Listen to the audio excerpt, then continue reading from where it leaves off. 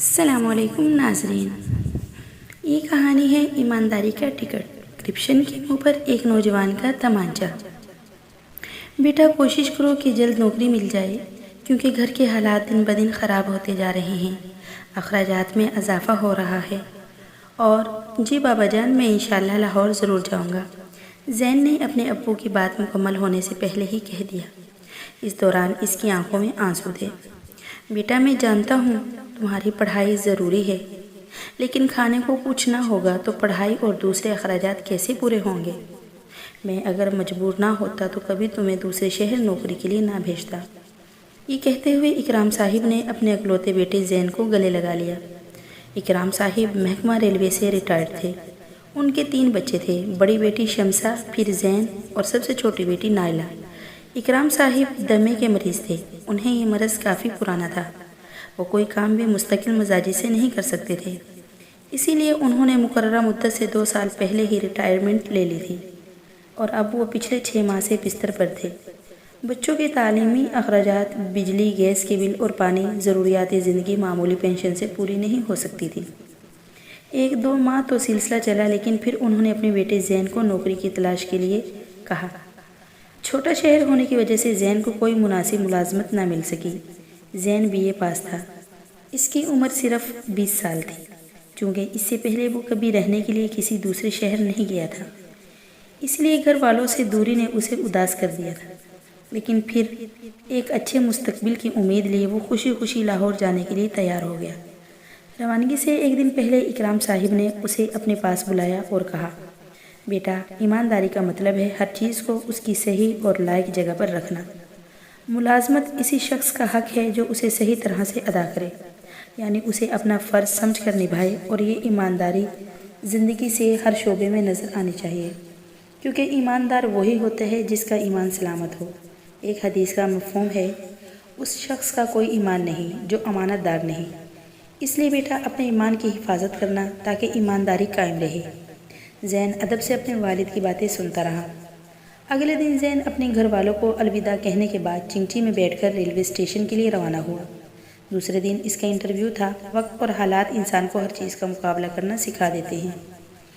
زین کے اندر بھی اب ایک نوعمر لڑکے کی جگہ ایک سمجھدار اور باشعور شخص آ بیٹھا تھا۔ رکشے سے اتر کے اس نے کرایہ رکشے والے کو تھمایا اور تیزی سے ریلوے اسٹیشن کی طرف بڑھنے لگا، کیونکہ گاڑی آنے میں اب چند ہی منٹ باقی تھے اور اس نے ٹکٹ ابھی نہیں خریدا تھا۔ زین ابھی پلیٹ فارم کی حدود میں داخل ہوا ہی تھا کہ ٹرین کی آواز آنے لگی۔ چھوٹے اسٹیشن ہونے کی وجہ سے یہاں ٹرین کا اسٹاپ 2 منٹ سے زیادہ نہ تھا۔ چند ہی لمحوں میں ٹرین اسٹیشن پر موجود تھی اور دوسری طرف ایمرجنسی میں ٹکٹ لینے کے لیے تقریباً 10 افراد ٹکٹ گھر کے سامنے موجود تھے۔ اتنی افراد کی موجودگی کا صاف مطلب تھا کہ ٹرین چھوٹ جاتی، اور اگر ٹرین چھوٹ جاتی تو انٹرویو بھی رہ جاتا۔ وہ تذبذب کا شکار تھا۔ اسی دوران ٹرین نے روانگی کا وصل دیا اور آہستہ آہستہ رینگنے لگی۔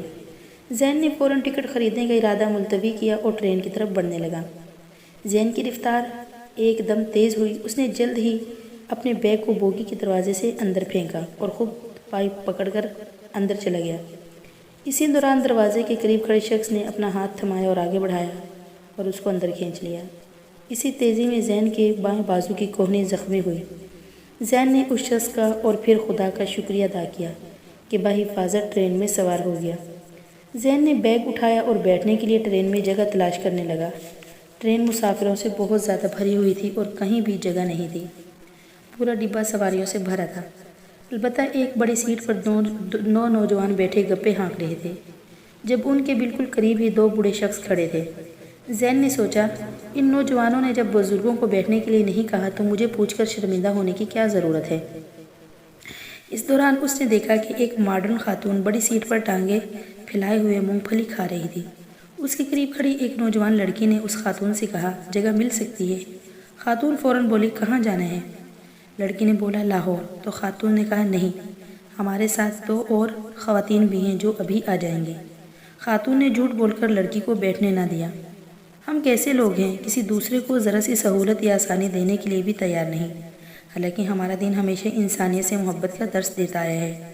انسان کے کام آنے اور اس کی مشکلات دور کرنے کی تلقین کرتا ہے۔ انسان کی زندگی کا مقصد دوسروں کے کام آنا ہی ہے۔ گزرے واقعات نے اس کے اعصاب میں تناؤ پیدا کر دیا تھا۔ اسی دوران اس نے بیگ گیٹ کی سیٹ والی جگہ پر رکھا اور خود بوگی کے اندر جگہ ڈھونڈنے لگا، مگر اسے پورے ڈبے میں کوئی صاحب دل بندہ نظر نہ آیا۔ صاحب دل اس لیے کہ بعض لوگ بڑی سیٹ پر لیٹے کوئی رسالہ یا کتاب پڑھ رہے تھے، مگر کسی کھڑے ہوئے شخص کو بیٹھنے کے لیے جگہ دینے کو تیار نہ تھے۔ وہ دوبارہ گیٹ کے پاس آ کر کھڑا ہو گیا۔ باہر کے خوبصورت مناظر، سرسبز و شاداب پاکستان اور گزرے ماحول کی تلخ یادوں سے زین کو پتہ بھی نہ چلا کہ کب لاہور اسٹیشن آ گیا۔ وہ ٹرین سے اترا، پلیٹ فارم پر آ کر ایک کینٹین سے ناشتہ کیا۔